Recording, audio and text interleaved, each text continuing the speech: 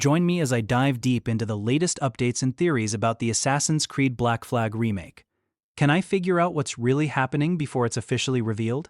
Assassin's Creed Black Flag is one of the most beloved games in the franchise, and rumors of a remake have sent shockwaves through the gaming community. Released in 2013, Black Flag was a critical and commercial success, praised for its engaging storyline, improved naval combat, and the freedom to explore the high seas.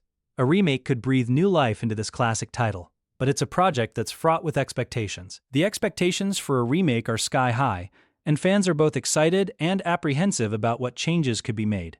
One of the biggest challenges a remake faces is living up to the original's legacy, while also modernizing the game to appeal to both old and new fans. Some worry that changes could alienate longtime players, while others hope for updates that enhance the overall experience.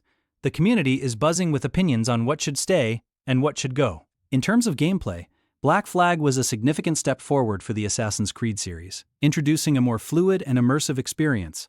A remake would need to build on this foundation, possibly incorporating new mechanics or refining existing ones. The storyline, which follows the transformation of Edward Kenway into a pirate and an assassin, is also a point of interest.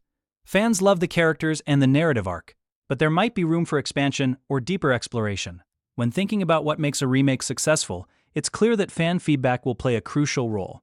Ubisoft has a history of listening to the community, and it will be interesting to see how they balance fan requests with their own creative vision. The original game's director, Jonathan Morin, has shared thoughts on what made Black Flag special, and his insights could provide clues about the direction of